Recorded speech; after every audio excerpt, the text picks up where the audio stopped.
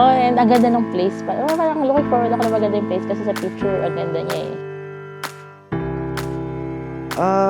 Sobrang isa to sa unexpected na biglang na-come up namin and naging nagkatotoo.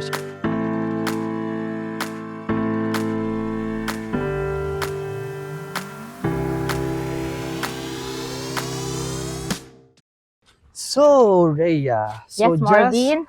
to wrap up lang yung mga na-discuss natin. So, here are like the 9 adulting skills to master to level up this 2024. So, ano nga ba yung mga na-discuss natin na yun? Siyempre, una-una about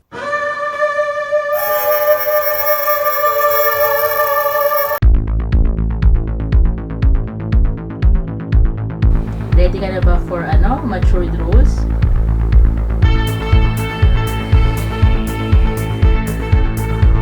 Ready ka na ba for matured roles?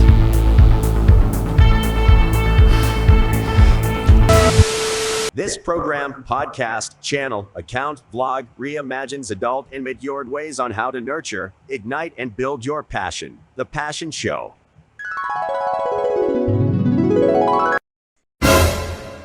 Tapos Monday, ipon ulit ako. Kaya nga, ipon, pero ubos din. Yun nga, yung credit card ko, feeling ko, pera ko yun. Kasama siya sa budget ko. Kung may 50,000 na credit limit, kasama siya sa budget ko. Okay, so Rhea, Yes, Marvin. unang topic natin for adulting skills, syempre, ano nga ba? Siyempre, about sa pera, about finances. Budgeting and personal finances. So, let's go. Tara, pag-usapan natin Tara. yan. So, as an adult, syempre, we need to be matured enough Lalo na sa pag-handle ng ng finances. pera, oo. So, unang topic under personal finances or skill na gusto naming i-discuss is about personal budgeting plan. Oo. Ikaw ba, Rhea, parang in the past years na pagiging adult natin, o ikaw, how do you Ako handle kasi your budget? Since natuto ako sa community namin, kasi I belong in a financial community, Oo. no? Mas naging marunong or natuto tayo mag-handle ng finances. So, in budgeting, usually, di ba tayo gastos muna bago tipid noon? No? So, natuto kami na you save first before you spend talaga. Kasi sino ba yung nag-work? Ikaw. So, sino dapat unang sasahod? Siyempre, ikaw. Before you pay other people. So, pay yourself first. And usually, may formula kami dyan. Ang tawag namin doon is prosperity formula nga. Galing rin nato to kay Brother Bo Sanchez. So, 10, 20, 70. Ewan ko kung familiar ka doon. 10% of your sahod o yung bayad sa'yo ng company is Sa tithes. tithes. Yes. So, savings. Give back to the Lord. Tithes siya. Kasi lahat naman galing nga kay Lord. Then, 20 sa for the future. Savings. Oo, sa future mo naman to, laanan mo ng pwede ka mag-invest, no, para sa future retirement funds, ganyan. And then yung sa expenses, yung 70, the rest 70 Sa'yo na. expenses, yun na yung mga pambayad ng bills, yung panggastos mo, pang-treat mo sa mga Allowance, deserve mo to, charot. mga Yung deserve mo allowance, no, kasi yun nga, at least you have nakapagtabi ka na para sa sarili mo. Then you'll ask me, Ate Rhea, paano yung 70%? Yung 100% nga nakukulangan ako. So, doon naman papasok yung increase your cash flow. Yes. Kung 70% sa'yo is kulang pa, halimbawa, pang bills mo lang yun, wala ka pang lakwatsa or fund, yung gusto mo nun, no? Or sa emergency fund, kulang pa, no? So, pwede kang mag-side hustle, True. or overtime ka, kung kulang, or while working, may small business ka on the side nga, para mas madagdagan siya. Kahit 70% nun, kaya niya nang buhayin yung expenses mo. So, yun yung sa akin. Sa'yo ba? Ayun, sa akin naman, hindi ko sure kung na-follow ko yung ganon on my early days. Kasi usually, kapag excited kang magtrabaho, pag sumisweldo ka na, Excited ka puro na. ka deserve mo to. Or deserve ko to kasi tagal ko nag-aral. Sabi ko pagod sa school, kaya lugar ako kikita ng pera. So feeling ko, pero may era ako na gano'n na nagpapasend ako ng pera sa ate ko kasi nasa gitna ako ng lakwatsahan. Alam ko na, punta kami nun. Ano nga yung pagudpod yun. Basta pagudpod sa may Benguet. Tapos naubusan ako ng pera. Grabe, gala pa more. Sobrang wala akong pakialam nun. Basta niyaya ako ng mga katrabaho ko at mag-e-enjoy ako. Regardless kung may budget ako or wala. Walwal, ganyan. Tapos, tawag dito, kinukulang, something like that. Pero later on, nag-i-stabilize. Siyempre, nag-i-increase yung sahod mo sa work. Tapos, hindi naman lagi nag-i-increase yung expense mo. Minsan nag-stay lang siya at certain point. Pero since napo-promote ka, nakaka-increase ka, lumalaki yung cash flow mo. And then later on, nare-realize ko yan na yan. So ang akin naman, may budget lang talaga. Kumbaga, nakalista na yan. Actually, meron akong budget file. Parang mga 8 years na nga yata akong ginagawa ko yon na andun lahat ng expenses ko for the month, yung mga regular. Tapos, kung may mga credit card purchase ako, lagi ko na agad ilalagay doon. So that sa next bill, i-review ko yun kung andun. So, ganun siya, naka-budget siya. So I would know ano pa yung extra ko, kung magtitipid ba ako, kung kailangan ko ba maghanap ng extra. So, parang gano'n. So, for example, this year, may mga expenses akong kinuha for like investment, ganyan. Nakita ko medyo tatagilid tayo sa this year. So, kaya, since pina-priority ko na matuloy yon yung project ko na ininvest na yon, hindi mag-a-adjust yung gusto ko. Ang mag-a-adjust yung income, yung sabi mo nga. So I think mag-a-apply din yun sa lahat ng mga adults na nagkakaroon ng problem sa sa budget yon. So it's either ang i-adjust nyo is yung expenses nyo. Or Diba? mag-increase Kung ka ng expensive cash flow. kang tao, yung gusto mo lagi kang naka-Starbucks or what or something, di ba? Kailangan sustainable din yung source of income mo. And yun nga, priority nga yun na yung utility mo muna andon. Tapos, ayun nga, gusto ko rin i-shoutout yung sa tithe. So, hindi ko pa nare-reach yung 10% right now sa tithe. Pero, I believe, I'm going there. Kumbaga, dati kasi takot ako mag-tithe. Parang feeling ko, ay, akin to eh. Ganyan. So recently, ini-improve ko na siya. And natuwa kasi ako sa tuturo ng pastor namin na yung tithing, it's an antidote to greediness. Parang gano'n. So kung ayun yung way mo para hindi ka masyadong greedy kasi you allot partial of your income. Kasi lahat naman yan galing kay Lord. Yung mga skills mo kung bakit yan nakapag-work. Galing yun. So yun, ayun May tip nga rin ako dyan actually. May two surest way para ikaw ay magkaroon ng increased na cash flow. No, I mean, makapag-budget talaga kasi bawasan mo yung expenses. Yes, yun nga. Bawasan mo yung expenses or increase mo yung cash flow. Bawasan mo yung expenses, syempre, madadagdagan yung cash flow mo. Tanggalin mo true. yung unnecessary Ganun nga. expenses. Tapos, or kung hindi mo kayang tanggalin yun, dagdagan mo yung, hindi yung pwedeng cash both. flow mo. So, maganda kung both True. talaga mabilis, pero mahihirapan ka. So, you choose your pain. Yun, actually meron rin ako, siguro lang sobrang ganda ng topic na to kasi meron akong sa family ko, yung sa ate ko, may mga issue sila sa pagbabudget. I always tell to them na involve yourself as a family. Tingnan nyo, ilatag nyo lahat ng expenses nyo, ilatag nyo lahat ng cash flow nyo. Tingnan nyo kung magne-negative or magpa-positive. So kung magne-negative yan, ibig sabihin, may kailangan kang i-adjust either sa cash flow, yung papasok, or yung expenses mo. So, kung hindi mo makaya yung cash flow na dagdagan right now, immediate, kasi minsan mahirap magharap ng work, di ba? Yung expenses, ayun yung i-adjust mo. Paano mo i-adjust yung expenses? Ipa-prioritize mo ano ba yung kailangan. Kailangan ko na ba ng bagong cellphone? Kailangan ko na ba, nagparinig eh, kailangan ko ba magpaano? Kailangan ko bang kumain sa masasarap, di ba? So, find alternative way na mafulfill yung need mo. Like yung mga basic, like allowance, food, clothing, utility, mafulfill yon ng hindi masyadong maluho. Kasi hindi mo pa kaya i-increase eh. So kapag na-adjust mo na to, madali na yon. Feeling ko mas magandang adjustment yung you learn how to prioritize your expenses, yung living at the simplest level. Kasi sobrang ang laki ng cash flow mo pag simple living ka. Sabi nila, you act based on your wage. No? According to your wage. Hindi yung negative ka na, walwal ka pa expensive ka pa dyan. Puro ka pa Starbucks, puro ka pa kain sa labas. Diyos ko. Ako nga, 14 years na, nagbabaon pa ng pagkain sa office. Masarap kaya magbaon. Ako dati baon ako madaling araw, kar-kare. Oo, di ba? Kaya. After nung budgeting na yan, another skill na kailangan for adult will be investing. Yes, sige, tell me nga ikaw, paano ka ba nag-i-invest? Kasi ako, naniniwala talaga, the best investment is investment in yourself. Me time. Kasi, self-love. Kasi naman, gusto mo mag-invest, hindi mo maaaralin. Paano ka matututo? Gusto mo mag-build ng solid na financial foundation. Hayaan mo ibang tao yung gagawa nun for you. So, for you to do that, aralin mo. Hindi pwedeng iasa mo sa iba. So, you invest in knowledge. Invest in yourself. Same din naman yung sa health. No, so, di ba mag-exercise? Alam mo, ibang tao para pumayat ka. So, same thing with wealth.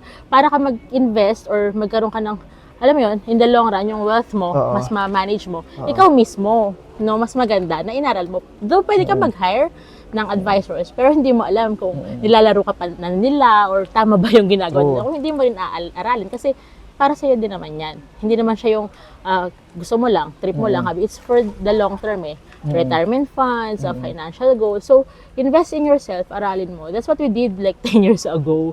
Kaya medyo natututo kami sa finances kasi nga, ayaw namin mag-retire ng matanda. O, anong gagawin natin? Gusto ko mag-increase yung cash flow ng ganito. So, paano mo gagawin yan? Ang dami na yan. YouTube University lang. We No? are in this age na sobrang accessible lahat ng information. Oo, ang daming free seminars, no? Nasa internet lahat. Ang kailangan mo na talaga aralin or ikaw mismo, you absorb. No? So, yung sarili mo, investan mo kasi ikaw gagawa niyan eh. No, kung tamad ka, ikaw pa rin dapat gumawa niya kasi tamad ka, inasa mo sa iba na lugi, iyak ko, ikaw iiyak, hindi true. naman sila. Totoo So, dapat, naman. alam mo, parang sa business, ikaw pwede mag-start nang hindi mo inaaral. Hindi mo lang pwede ipa-handle yan sa tao mo. Dapat ikaw, first hand, na-experience mo din naman siya. Marunong ka magluto, if food, yung ganun. Siguro, yun yung pananaw ko or marunong ka sa F&B service, kung about F&B or food and beverage yung industry. Marunong ka sa pera kung sa finances. Marunong ka sa travel. Kung travel yung business mo. So, aaralin mo muna. Hindi mo pwedeng iasa agad sa iba. So, ikaw? Ako naman, hindi kasi ako lumaki sa financial pero ang gusto ko ma-share niyan in the past hirap kasi ako mag-save before talaga. Hindi ko kayang pag nagse-save ako, Sarap parang nakikita ko siya na ay andyan may pera ako. Dati nga umabot ako sa panahon na yung credit card ko, feeling ko pera ko siya. So kasama siya sa budget ko na meron pa akong 20,000 credit limit. So kasama niya sa budget ko. Oo. Kaya siguro mama i-discuss natin yung isa pang topic about debt management.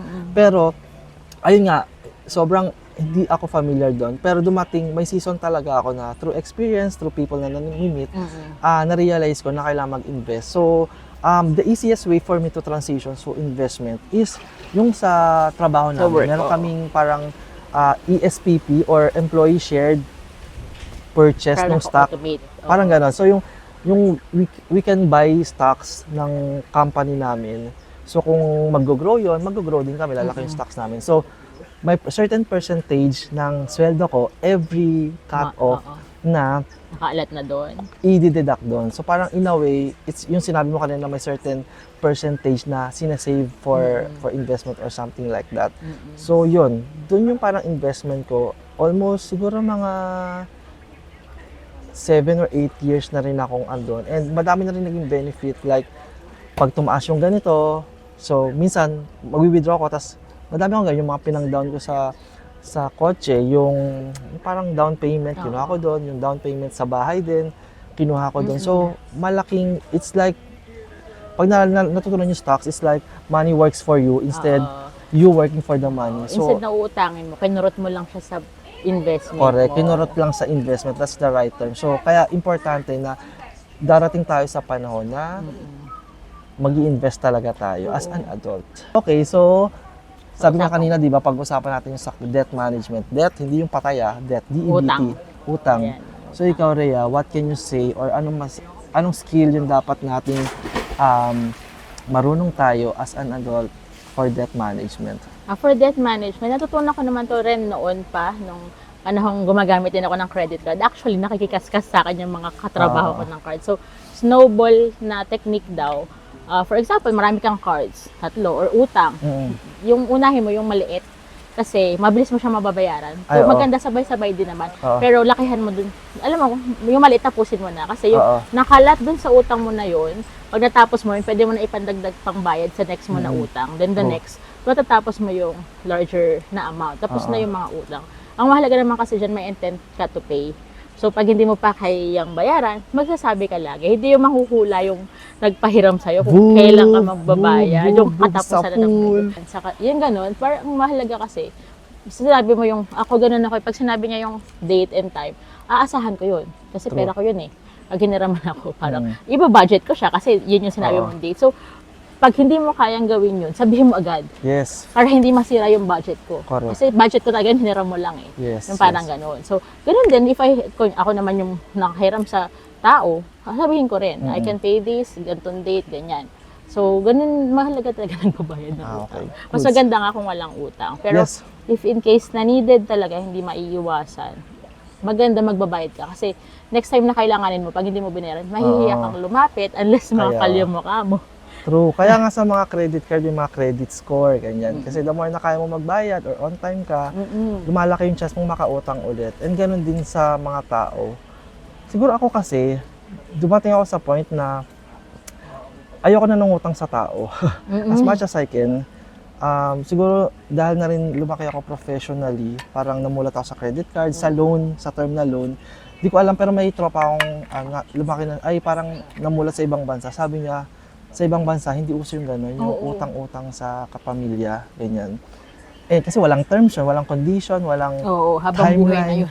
So, ang hirap, wala kang ano. Pero if in case man, it will reflect kasi as a person sa'yo, how accountable you are sa mga utang mo, sa mga kailangan mong responsibility. So, sa debt management ako naman, yun nga, sabi ko kanina, dumating ako sa point na yung credit card ko, feeling ko budget ko siya. So parang all throughout the year, kapag dumadating yung bonus sa 13th month, dun lang siya napupunta. So parang nare-renew lang siya. So wala akong na-invest or wala akong parang ang souvenir ko ng 13th month and Christmas bonus ko, nabayaran ko yung credit card ko.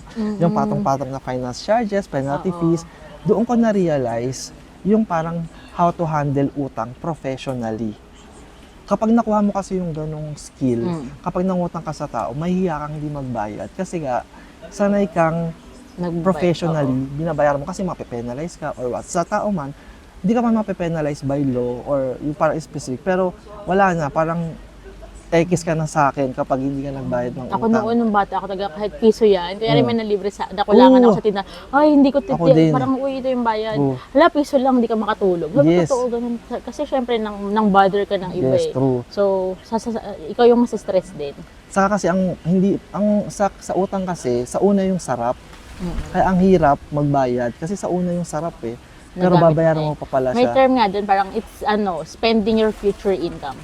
Ayun, spending your future income. Yung hindi pa Di mo pa napipisa yung sinusunod. itlog, binibilang mo na, alam mo na kung paano luto gagawin doon sa mga itlog, sunny side up, scrambled or what. Di Kaya pa pagdating ng itlog, sahod mo, ubos na agad. True. So, ayun. Another topic na gusto kong Credit i-touch score ba? Ayun. sa debt management is bakit tayo kailangan maningil ng utang.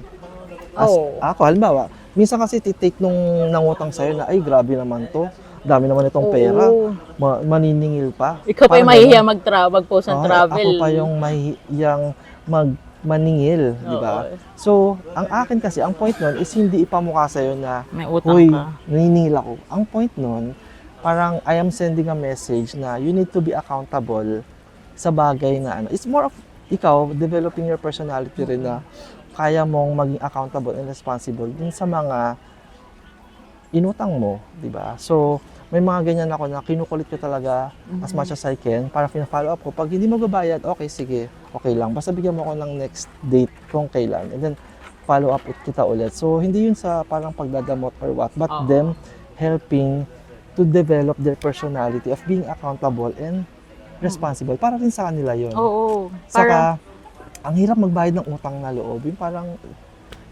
Oo, yung hindi mo binayaran, parang, ewan ko lang So, ako, as much as I can, babayaran na kita kaysa utang na loob ko pa sa'yo yan. Kasi, walang amount katapusan yun yun eh. Oo, di ba? So, ayun. So, wag tayong ma-offend kapag sinisingil tayo. And let's be, alam mo yung alalahanin natin yung time na nangutang tayo. Yung moment na gipit tayo, tapos may nakuhaan tayo, di ba? So, sana, in a way, ibalik natin yung feeling na yun na nung time na kailangan ko, may someone na ako nakuhaan. So, huwag tayo ma-offend kapag sinisingil tayo kasi we're just giving back dun sa good deed na binigay sa atin. Oo, tsaka 'di ba, parang for example, kailanganin mo next time, ikaw na yung mahihiyang lumapit sa kanya kasi may utang ka pa. True, oo nga. Eh 'di ba? Yung mga iwas-iwas, Oo. hindi kayo mag-hi, mag-ano. Oo, may talagang- mga awkward moments na. Totoo. Tsaka ano yun nga, parang ginawa mo na lang silang parasite mo. True. Naging, 'di ba, hindi sila matututo. Oo nga.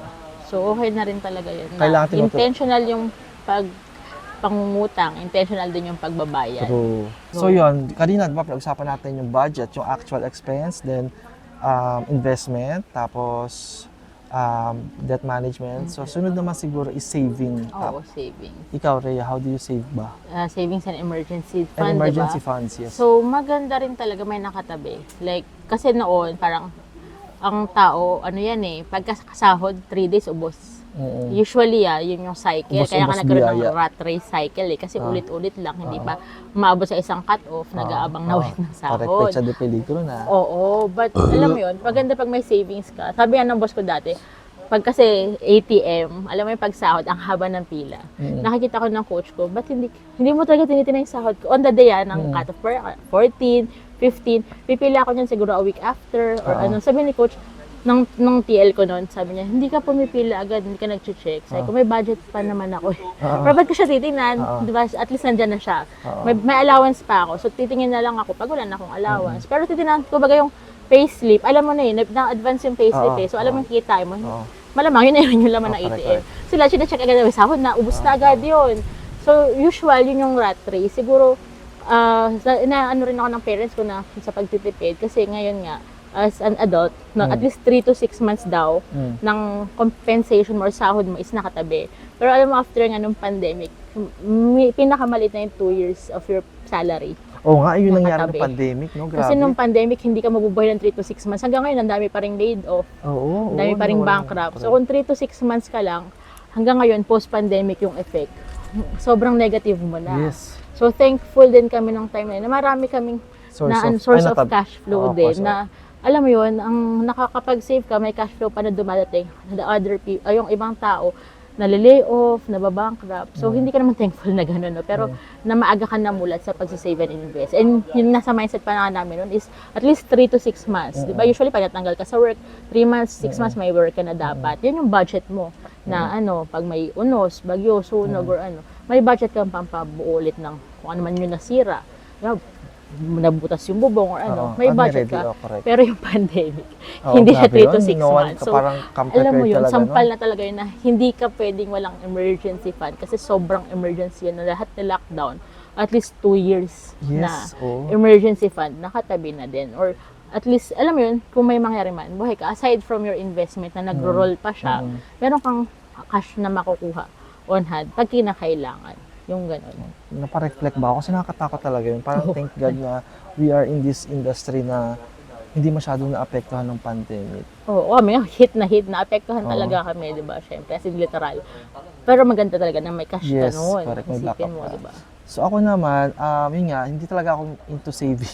Kaya ginagawa ko, parang as a techie person, parang I find ways or tools na mapipilitan ako mag-save. So sa mga banks ngayon, may mga ganyan yan, yung mag-auto Auto-debit na.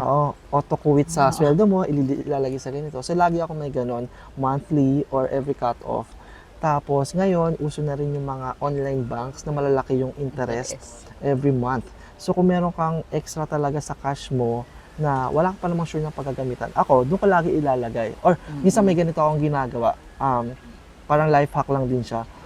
Meron akong cut-off or yung due ko for credit card end of month pa. Pero yung budget ko pambayad doon, 15 dumadating na. Lalagay ko muna yun dun sa online bank. Kasi tumutubo siya everyday. Kahit pira-pirsong piso yan or dos. Saan mo kuhain yun, di ba? So itatabi ko muna siya. Tapos babayaran ko siya on the due date, which is 15 days pa. So parang in 15 days, tumubo ng kahit papano yung perang pambayad ko, di ba? So mga ganong life hack. Pero i-maximize natin yung thought na may mga online banks right now na sobrang generous na sa interest rates, and may mga daily pa. You can really monitor everyday na, tumubo ako ng 5 pesos, o di ba? So, yun, save up. Kung hirap ka mag-save, i-ano mo siya, i-automate mo na lang na quit talaga para pag dumating yung sweldo mo, bawas na. Ito na lang yung ano mo. Or yung, minsan dead money, meron kasi kami sa, namin, sa community, na at least 20 pesos per day. Yung discipline na yun, masasave mo siya. Tapos nasa-save mo siya sa mutual funds or sa stock market. So nag-grow siya. Yung dead money, kasi barya na lang yan feeling mo, no? Pero yung dead money na yun, in the future, pwede pala siyang nag-grow. Yung perang kaya mong kalimutan, yun yung i-save mo or invest mo din. So yun. Okay, goods. So syempre itong mga to, anong mga tools ang ginagamit mo for budgeting or handling your finances ba? Ang pinakamadali sa akin, Excel or Google Sheets. Para nakaano ka, kahit online, no? Hindi lang siya usually yung expenses, no? Mga piso-piso yan. Pati talaga yung cash flow. So, per tab yun. Nakipakita ko yun sa'yo, no? Yung iba-ibang source ng cash Oo, flow yung mo. per tab mo may source ng cash flow kung saan nanggagaling siya. Then, meron kang main master list na expenses. Kasi parang ang hirap na niyang hatiin. Pwede naman sa bills, sa play fund, yung jars, kung familiar sila doon. Yung, basta, yun na yun. Yung mga, so, naka-Excel sheet lahat yun. Para, for example, bago ko makalimutan, may lilista ko na sa internet kahit nasan man ako nandoon. Parang, ay, shucks, gumastos ako ng ganito. Uy, may nas-save ako ng ganito. Uy, nag-trade ako ng ganito. True. Tapos, alam mo, naka-journal siya na parang, ba't ba ako gumastos ng ganito? Parang ma-realize mo na, bakit last month ang laki ng ginastos ko? Kasi Noche Buena, gano'n. So, makikita mo naman, mababalikan mo, marireview mo. Tapos, doon mo rin malalaman kung saan ka pwede mag-cut loss or magbawas ng expenses or mas mag-save pa. Ikaw. Ako madami rin, pero primarily for budgeting is Excel file. Kasi sobrang trusted na ng Excel file. Parang madami kasing mga budgeting apps right now. Kaso ang concern natin is sustainability. Since mga apps yung mga yan, kailangan ina-update yan, naging compatible yan sa mga OS ng phone natin. Minsan may mga app na tamad ng i-update or hindi na ganyan. Or magbabayad ka na. Magbabayad ka na. Gumamit ako ng dati pero hindi siya sustainable. Ang hirap ng raw file na pwede mong i-compute on your own. Kaya parang Excel for me is the best thing. So, parang 8 or 9 years na ako nagbabudget sa Excel. Naka-plot palagi yun. Lahat ng expense na ginawa ko, ilalag ko doon. Especially for credit card. Sa credit card kasi per transaction nilalagay ko. Tapos pag nagbabayad din ako per transaction, so para control ko kung ano lang talaga yung expenses na ginamit ako ng credit card. Tapos I also use online banking. Saka online transactions ako. Kasi nawalan ako ng pera sa Dubai worth 15,000 pesos dahil cash yun. Doon ko na-realize na hindi pala ako okay maghawak na ng cash dahil sa sobrang tagal ko ng puro online transactions. Parang isa realization for me. Ang hirap mag-move on. Mahirap sa ulyanin. Mares pa naman tayo. So, ang maganda kasi sa online transaction, you have logs, may tracking ka, anong ginastos mo, anong date. Pwede mong balikan. Sa cash, wala. Wala talaga. Di mo alam kung saan napunta and everything. Gulat ka na, ubos na. Nawala ka. Ang mali ko nun, ang mali ko doon sa cash, nabibilang ko yung pambayad ko, hindi ko na-check yung naiwan. Kasi dalawa yung pala. So, kailangan mo na-check palagi rin kung yung naiwan is tama pa. Short ka na ba? Or nalaglag mo siya or what, something like that. So, yun. Ayun yung mga tools na ginagamit ko. And I'm a tech guy, so ayoko ng manual stuffs. Being an adult rin, kailangan marunong tayo or magaling tayo makaiwas or we're smart enough to know yung mga scams. Ikaw, ano bang skills or advice mo? Syempre, being na-scam na ako dati, nang hindi naman barya, ng someone trusted ko, malaki yon 7 digits. So, oh my God. Pero noon yun eh. So, hindi na nabawi. So, mas ngayon, mas maging skeptical ka sa mga tao. Kasi yung tao na yun, kababata mo na 20 years mo ng friend nagagawa. Iba talaga nagagawa ng pera. So, kahit kaibigan yan or kamag-anak, be skeptic. Or, ilabas mo lang yung, kasi parang utang na rin yun eh, tapos hindi binayaran. Scam, ang laking bagay nun. So, yung kaya mo lang i-let go. And usually sa scam ngayon, uso yung phishing. So, lagi kang mag-iisip, think twice, thrice, and many times na, tama ba to? Usually sa email, sa mga browsers, bilang tech persons kami, alam na-identify agad namin kung scammer or fisher, nagpo-fish yung mga email, no? So, dun pa lang, skeptic ka talaga na parang, sometimes too good to be true yung offer. Hindi pwede yun. Hindi pwedeng, yung 50 pesos mo, pagbalik, 1 million na. Yung mga ganun, too good to be true, skeptical. Kaya dapat, lagi mong i-analyze. Hindi dahil nagdadalawang isip ka sa tao, pero malalaman mo naman kasi. Lalo na ako, nanggaling ako sa, parang na-scam na nga kami. So, maganda, pagdududahan mo din minsan pag sobrang maganda ng offer or sobrang, alam mo yun, na, ang dami nang hinihingi naman na sa'yo na. Correct. Basta ka lang, maging detail-oriented ka din na like sa email, sa text, minsan may tatawag sa'yo, credit card company. Wala ka namang credit card sa bank na yun. Doon pa lang alam mo na maamoy mo na yung mga scammers din. And as much as possible, huwag ka masyadong, alam mo yun, yung alam greedy. ng tao rin na kung magkano yung pera mo, or huwag ka rin greedy na, ganito yung ibabalik niya is 20% noon, go, 50% noon, go. Hindi rin ganun talaga eh. Usually, just kung ano yung kaya mong mawala, yun yung ilabas mo. Kung 500 yan, alam, thank you. Pag hindi na to balik sa akin, charity na yun. True. Wag yung mga 7-6 digits. Oo, Mahirap grabe yun, yun. masakit yun. Pero yung mga alam mo, parang binubudol na ako nito, pero mahalaga sa'yo yung tao, or friend mo, or kamag-anak mo pa, at least yung money na kaya mo lang mawala, or dead money. And sa professional scammers naman, yung mga phishing account, maging skeptic tayo, email, tingnan nyo yung dulo ng email, sa cellphone naman, usually, pag May mga links yan. Oo. Tsaka pag company yung nag-text, hindi na nagre-reflect yung number nila. Oo nga. Usually, kung Globe, BDO, na-scam nga kami dati, Gcash. Pero yung Gcash niya may dot sa unahan, .gcash. Yun yung nag-text. So, akala mo Gcash talaga. Tapos wala naman palang tumawid na pera. And na-release mo na yung pambayad sa Bitcoin or sa ano. Tapos, wala naman pumasok sa Gcash. Kasi na-edit na rin nila yun. So, be skeptic. Sobrang tuldok lang yun, ha. Tapos, wala naman, syempre, nag-email ka sa Gcash. Eh, hindi nga sila yun. So, wala magagawa. So, ganun. Ang dami ngayon. So, be aware lang. Alam nyo na, madali sa OTP pa lang. So, sa'yo? Sa akin, just to add up na lang din, no? Kasi, ayun nga, as a kuripot person, hindi talaga ako mahilig maglabas ng pera para I make sure na alam ko kung saan mapupunta yung pera ko. So, as a kuripot person, yung trust, ano tawag doon? May trust issue talaga ako. Mataas yung trust issue ko sa mga tao. Or sa mga trusting. Ayun, so mataas talaga. So, yung mga kakilala ko, kahit mga kapatid ko, kapag nagme-message yan sa akin sa sa Messenger, or kakilala ko na, ay, pasend naman, ganyan, gantong amount. Nagsa-security check talaga ako. Parang, nagsa-security check ako ng personal na nangyari sa amin, na iba-validate ko sa kanya kung ano yon. For example, ano yung, saan tayo pumunta nung nakaraang ganito. So, kailangan ko muna makuha yung tamang sagot na yon para ma-make sure na siya talaga yon. Minsan, pero hindi ko siya seryosong sinasabi. Sinasabi ko, uy, security check lang, para lang aware. And in a way, I'm sending a message na pwedeng ganun din gawin nila kapag may nagpapasend sa kanila na hindi siya na ang OA naman ito, trust issue. Pero kasi, ganun talaga. Mas okay na yun. Mas okay na yun na controlled mo yung nangyayari. Kaya, yun. And as an IT person, yun nga, since trust issue ako, any text na nangyari sa akin, any link, ilang beses na rin ako muntik ma-scam, ang tagal na ng call namin sa phone, credit card siya, tapos ang galing magsalita, dumating sa point na nanghihingi na ng OTP. Ayun, okay, mali na. So, may mga ganyan, mabulaklak magsalita talaga sila. Tapos, kapag ang ending niyan, minsan kasi sobrang mukhang totoo, parang 80% ng conversation nyo, mukha talaga. Alam niya lahat ng details Alam niya lahat ng details mo, etc. Pero ang ending ng conversation nyo, magsasend ng OTP, boom! X na yun, end mo na yun. I-playtime mo na yung tumatawag sa'yo, sabi mo, uy kuya, nagtatrabaho ng maayos, baka naman huwag ka mag-scam.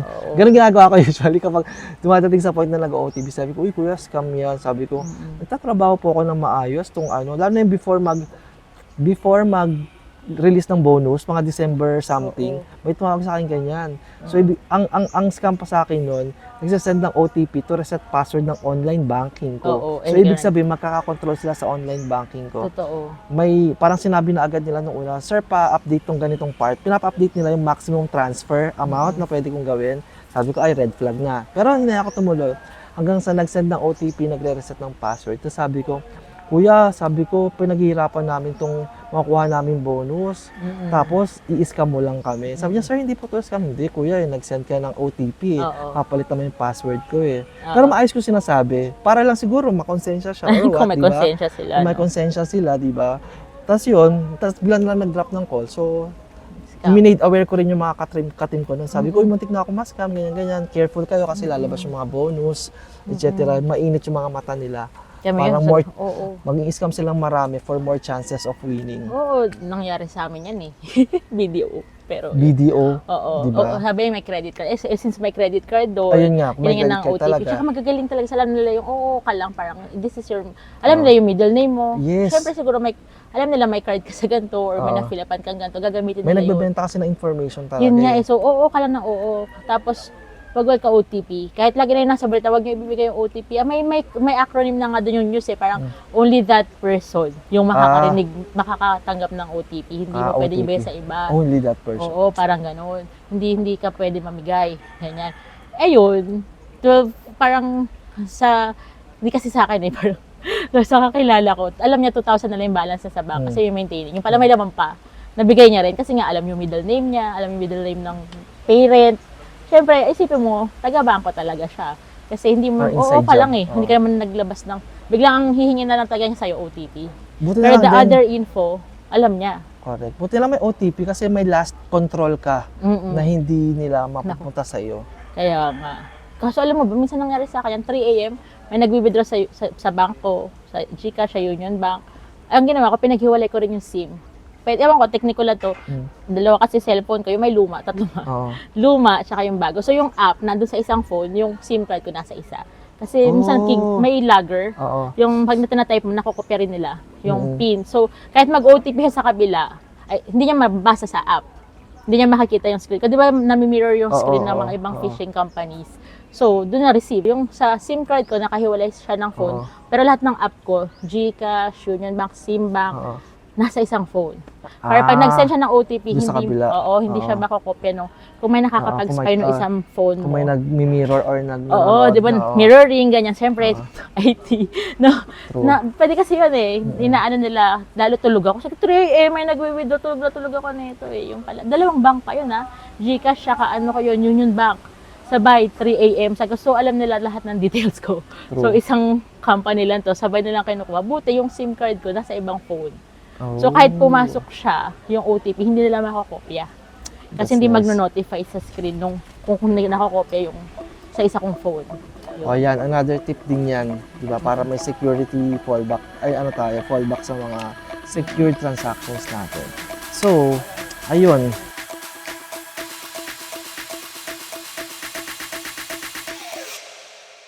So, syempre, ang next adulting skills na kailangan natin will be life skills. Oo, napakahalaga niyan. Oo, mga life hacks natin. So, Kahit simple lang, no? Malaking bagay yun. ito yung mga tinatawag na diskarte. Yan, diskarte as an adult. So,